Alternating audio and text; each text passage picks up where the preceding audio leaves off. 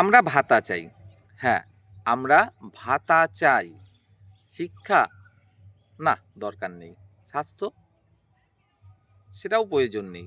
কর্মসংস্থান কিসের দরকার? কর্মসংস্থানের ঘরে বসেই তো টাকা পাচ্ছি।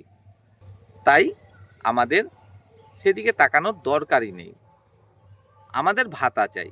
যে যত বেশি ভাতা দেবে বা ভাতার টোপ দেবে আমরা সেদিকেই যাব। এটাই হচ্ছে বর্তমান চিত্র। কিন্তু আমরা কেউ একবারের জন্য ভাবছি না বা ভাবার প্রয়োজনও বোধ করছি না এই ভাতার টাকাটা আসছে কোথা থেকে। আমরা শুধু এটাই ভাবছি ঘরে বসে বসে যখন টাকা পাচ্ছি তখন এত ভাবার দরকার কি আছে? না ভাই, আপনার ভাবতে হবে, আপনি ভাবতে বাধ্য। আপনার ভাবার প্রয়োজন আছে যে এই টাকাগুলো আসছে কোথা থেকে এবং এই টাকাগুলোর কারণেই আপনি নিজের এবং ভবিষ্যৎ প্রজন্মের কতটা ক্ষতি করছেন। আপনি চিকিৎসার জন্য সরকারি কোনো হাসপাতালে গেছেন কি? গেলে তবেই বুঝবেন যে সেখানে কি হচ্ছে। আমার আছে অভিজ্ঞতা। আমি নিজের জন্য গেছি, আমার ফ্যামিলির অন্য সদস্যের জন্য গেছি। মারা যাচ্ছিল আমাদের পরিবারের সদস্য। শেষে পর্যন্ত যখন বেসরকারি এক নার্সিংহোমে নিয়ে গেলাম, সেই দিনই তারা পরিষ্কার জানিয়ে দিল এই অসুবিধা হয়নি, ওই অসুবিধা হয়েছে এই পেশেন্টের, এবং সেই দিনই অপারেশন করার ফলে আমাদের রোগীটা জীবিত। না হলে হয়তো আর জীবিত থাকতো না। আমি নিজের প্রয়োজনে গেছি সরকারি হাসপাতালে, 2 মাস ওষুধ খাওয়ার পরে সারেনি, অথচ যখনই বাইরে দেখালাম ঝটপট করে সেরে গেল। কেন ভাই, এটা কেন? আমাদের সরকারি হসপিটালের এরকম অবস্থা কেন? এর জন্য দায়ী আমরা। অবশ্যই আমরাই দায়ী ভাই। হ্যাঁ, সেটাও আসছি আগামীতে। আমাদের যে সরকারি বিদ্যালয়গুলো, সেখানে কোনো এক বিদ্যালয়ে দরকার 5 জন শিক্ষকের, রয়েছে 2 জন শিক্ষক। আমরা বাধ্য হচ্ছি বেসরকারি বিদ্যালয়ে আমাদের বাচ্চাদেরকে পাঠাতে। কেন? কারণ 2 জন শিক্ষকের পক্ষে 5টা ক্লাস নেওয়া সম্ভব নয় কোনো মতেই। তাও আবার কিনা 2 জনের মধ্যে একজন মিড ডে মিল নিয়ে ব্যস্ত থাকতে হবে। তাই আমরা এটাই চিন্তা করছি, আমার বাচ্চাটাকে বেকার ওখানে পাঠাবো, বসেই থাকবে, সময়টা নষ্ট হবে, কিছুই শিখতে পারবে কিনা সন্দেহ। আর শেখাবেই বা কিভাবে? একজন শিক্ষক 5টা ক্লাস বা 2 জন শিক্ষক 5টা ক্লাস কিভাবে তার পক্ষে সম্ভব একসাথে নেওয়া? তাই আমরা কি করছি? বেসরকারি বিদ্যালয়ে পাঠাচ্ছি। সরকার কি করছে?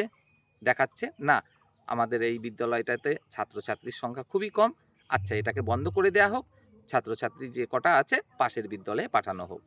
প্রত্যক্ষভাবে নয় ভাই, পরোক্ষভাবে বিদ্যালয়গুলো বন্ধ করে দেওয়া হচ্ছে, পরিকাঠামো ঠিকঠাক রাখা হচ্ছে না। আমরা তাই বাধ্য হচ্ছি বেসরকারি বিদ্যালয়ে পাঠাতে। এর জন্য দায়ী আমরা। আসছি এই বিষয়তেও। কর্মসংস্থান, আমরা তো বিরাট কুড়ে ভাই, কাজ করে তারপরে পয়সা নেব। কেন অত খাটনি করতে যাব? ফ্রি টাকা পেলে কে কাজ করে, পরিশ্রম কে করে? এই তো হচ্ছে আমাদের চিন্তা ভাবনা। আমরা এটাই ভাবছি সরকারের কাছে প্রচুর টাকা আছে, প্রচুর টাকা, সরকার ইচ্ছা করলেই আমাদেরকে দিয়ে দিতে পারে। না ভাই, এটা কিন্তু একদম সঠিক কথা নয়। সরকারের কাছে টাকার গাছ নেই যে গাছটা ঝাঁকা দেবে আর টপ টপ করে টাকা পড়বে, সেগুলো আপনাদেরকে দিয়ে দেবে। সরকার চাইলে ইচ্ছা মতো মেশিনে টাকা ছাপাতেও পারে না, যে যখন ইচ্ছা টাকা ছাপিয়ে দিলাম আর পাবলিককে দিয়ে দিলাম। এটা কিন্তু সরকার পারে না। তাহলে এই টাকাগুলো আসছে কোথা থেকে? এই যে আমাদেরকে ফ্রি দিচ্ছে, কখনো কোনো সরকার ঘর দিচ্ছে, কখনো কোনো সরকার এ ভাতা দিচ্ছে, কখনো কোনো সরকার ও ভাতা দিচ্ছে। কোথা থেকে দিচ্ছে? এই টাকাগুলো আসছে কোথা থেকে? এই টাকাগুলো কোথা থেকে আসছে জানেন? প্রথমত বলে থাকবো, বিভিন্ন সংস্থা থেকে ঋণ নিতে হয় রাজ্য এবং কেন্দ্র সরকারকে প্রয়োজন অনুসারে। যখন দেশ বা রাজ্য সচল রাখার জন্য খুবই প্রয়োজন, এমার্জেন্সি হয়ে পড়ে কিছু টাকার, তখন সেটা লোন হিসাবে নিতে হয়।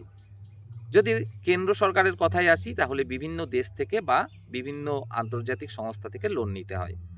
রাজ্য সরকারের কথা বলি, সেখানেও কিন্তু অনেকটাই তেমনই বিষয়। দেশের বিভিন্ন সংস্থা বা আন্তর্জাতিক বিভিন্ন সংস্থা থেকেও লোন নিতে হতে পারে। এবার বিভিন্ন সংস্থা বা বিভিন্ন দেশের কাছ থেকে যখন লোনটা নেওয়া হবে, তখন তাকে কি করতে হবে?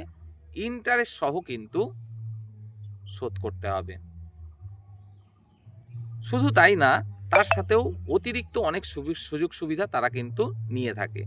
যেমন উদাহরণ দিয়ে বলি, যদি মনে করেন আমেরিকার কাছ থেকে কিছু টাকা ভারত সরকার মনে করলো আমি লোন নেব, আমেরিকা তখন কি বলবে? হ্যাঁ, লোন আমি অবশ্যই আপনাকে দেব, তার সাথে এত টাকা ইন্টারেস্ট হিসাবে আমাকে দিতে হবে।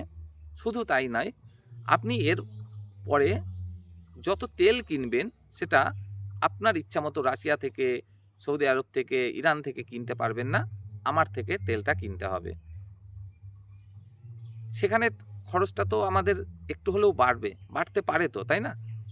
এবার এই যে খরচটা বাড়লো সরকারের তেলটা কিনতে গিয়ে, সেই যে টাকাগুলো কোথা থেকে আসবে? ছাপাতে পারছে না প্রয়োজন অনুসারে, আবার গাছও নেই টাকার, যে সেখান থেকে ঝাঁকা দিল আর নিয়ে নিল। সেই টাকাটা তো সরকারকে জোগাড় করতে হবে। সেগুলো আসছে কোথা থেকে? আমাদের উপরে, আমাদের যে নিত্য প্রয়োজনীয় জিনিসপত্র তার উপরে ট্যাক্স বাড়িয়ে। অর্থাৎ বিষয়টা হলো এরকম, আমাদের পরিশ্রমের যে উপার্জন, সেই উপার্জন দিয়ে আমরা নিত্য প্রয়োজনীয় জিনিসপত্র কিনছি, সেগুলোর উপরে ট্যাক্স বাড়িয়ে দিয়েই কিন্তু ওই টাকাটা জোগাড় করা হচ্ছে, এবং এর জন্য দায়ী আমরাই। আমরা যদি ভাতার দিকে না ছুটে, আমরা যদি সরকারকে বাধ্য করি স্বাস্থ্য, শিক্ষা, কর্মসংস্থান বৃদ্ধিতে, তাহলে কিন্তু আমাদেরকে ভাতা দেওয়ার প্রয়োজন থাকে না। আমাকে বেসরকারি হাসপাতালে যেতেই হবে না তো আমার স্বাস্থ্যের জন্য, তাহলে খরচটা কমবে। আমার যদি কর্ম থাকে, আমি যদি উপার্জন করি, সেই টাকাতেই তো সংসার চালিয়ে নেব, ভাতার কোনো প্রয়োজনীয়তাই নেই। তো আপনাদের কিন্তু অবশ্যই ভাবার সময় এখনো রয়েছে। যদি এভাবেই দিনকে দিন চলতে থাকে, বছরের পর বছর চলতে থাকে, একটা সময় দেখা যাবে আমাদের রাজ্য সরকার বলুন বা কেন্দ্র সরকার বলুন, উভয়ের ক্ষেত্রেই একই কথা প্রযোজ্য।